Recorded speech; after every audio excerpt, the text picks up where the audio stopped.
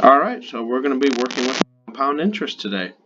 So we have seen this equation already, but since we're going to want to be solving lots and lots of problems working with compound interest, finding out how much money we need to invest today to have a certain amount sometime in the future with certain interest rates and compounding periods, it is really helpful to use a financial calculator to be able to solve these types of problems. We're going to be able to solve these problems much faster using the financial calculator and using these keys we have along this row right here.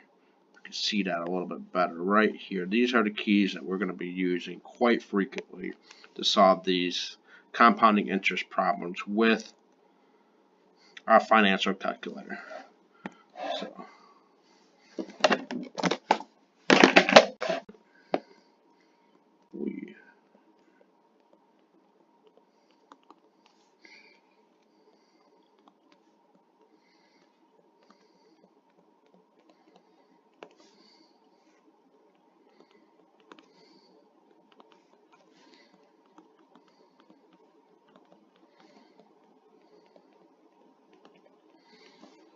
So, we're going to use our financial calculator to solve for variables in this equation. So we have the equation that we've been using. A of t equals to P 1 plus R over M raised to the MT. So that's the equation that we've been using a lot of times. And we're going to shorthand that to A of t, we're going to call that the future value. So how much money we're going to have in the future. The P, we're going to shorthand that to the present value. That's how much money we are investing today. R divided by M is going to equal our I key. We can take a look over here on our financial calculator. This I, that's the I that we're going to be looking at. And this I really is the per compound period interest rate.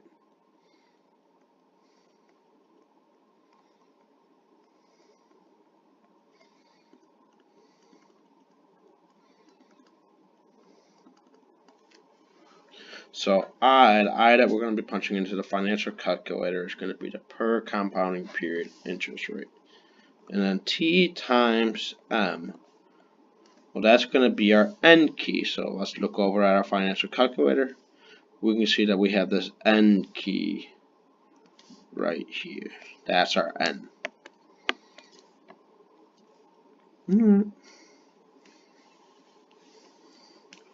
And N equals the number of compound periods.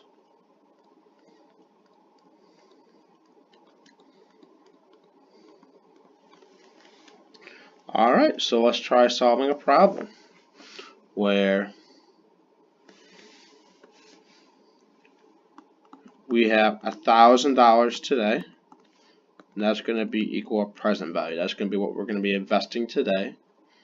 We're going to be compounding quarterly.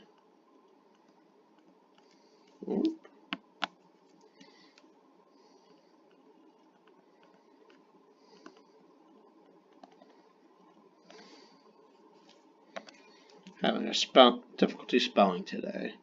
So given that our account's going to be compounding quarterly, that implies our M equals to 4. Alright, we are going to earn an annual interest rate of 8%. So then we know that our R divided by M in this case would be 0.08 divided by 4, or equals to 0.02. Now this is, or we're going to say that our interest rate equals 2. So when our per compounding period is 2%, we're going to plug in I to our financial calculator as the whole number 2.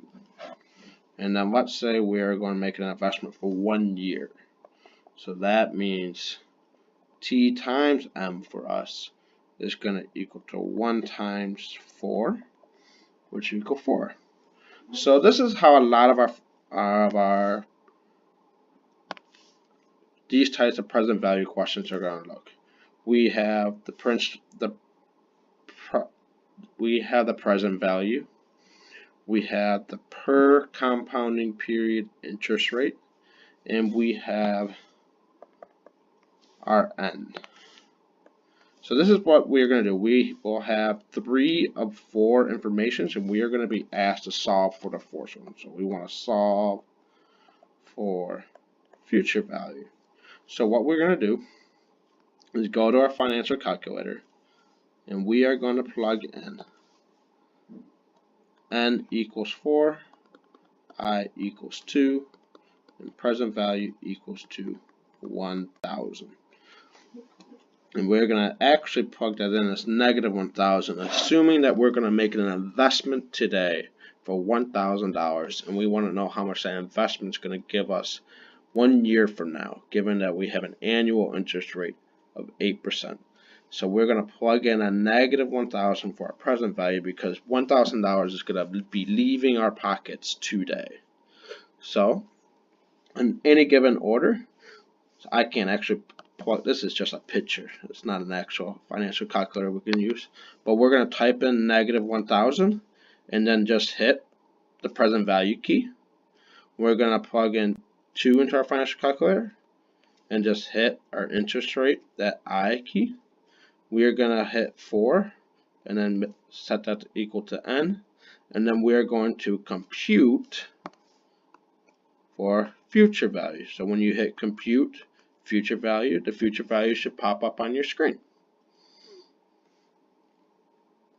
Alright, let's do another example. Let's say, so I have a fantastic little son, and let's say that I want to be able to make an investment today, so that way I will have $80,000 once he turns 18, so that way he can have some money for his college. So let's say that I want 80 grand, 17 years from today. I can invest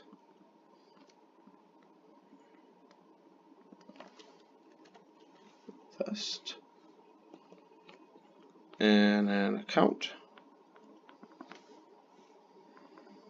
that will earn an annual rate of 8%, compounded monthly.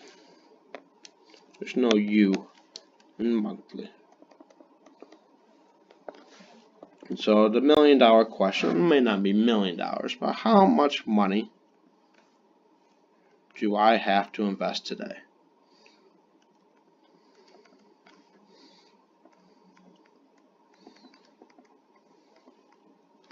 Okay, so this is the type of problem where we want to solve for the present value, but we know, let's read through this question. We have $80,000 is going to be what we want to have in the future. So that is how much money at a future day we want to have, $80,000. Our T is going to equal to 17. T equals to 17. Our annual rate of return is going to be 8%. So that means our R equals to 0.08. It's compounded monthly. So our M equals to 12. And then the question is asking, how much do I have to invest today? So we actually want to calculate for what does that present value equal to. And that's what we need to solve for. So, given the information that we have, we need to compute our per compounding interest rate, and we also need to compute our number of compounding periods. So the I, remember I equals to R divided by M. So in this case, we're going to have 0.08 divided by 12, which equals to 0.75. Well, actually equals to 0.0075, or 0.75 equals I. So the per compounding period interest rate is actually 0.75%, but because it's 0.75%, we're going to enter into our financial calculator as 0.75 equals I. Alright, and N is going to be our M times T.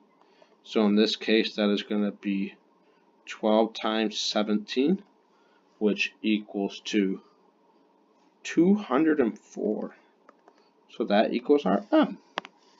So what do we know so far? We have the future value, we have our I, and we have our N. We have our three main components, and we're going to use these three to solve for our present value. So going over here,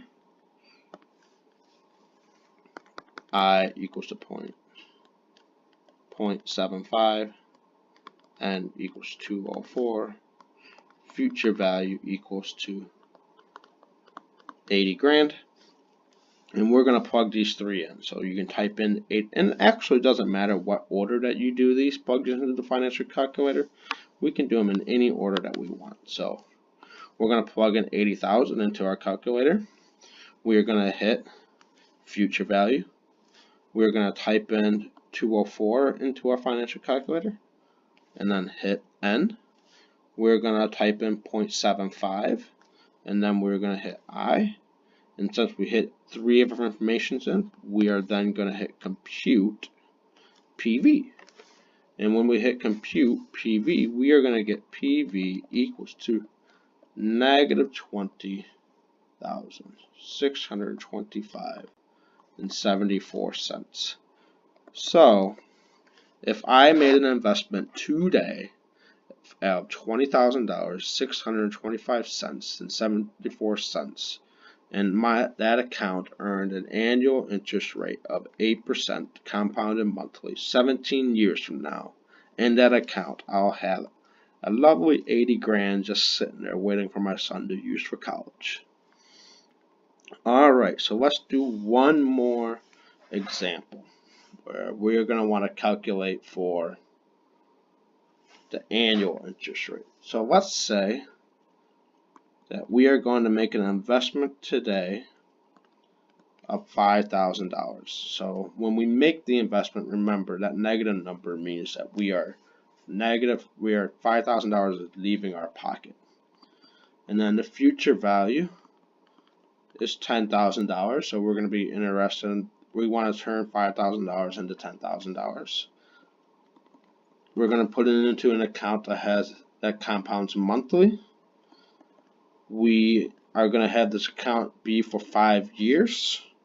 And then we actually want to know what is the annual interest rate that will turn 5 grand into 10 grand over the course of 5 years in an account that compounds monthly. So we already know two of the bits of information we can type into our financial calculator.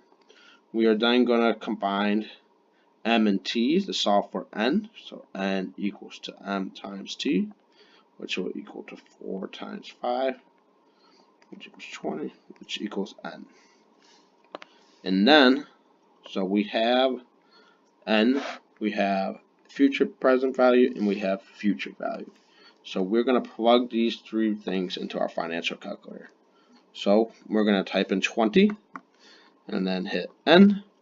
We're going to type in positive 10,000 and plug that in for future value.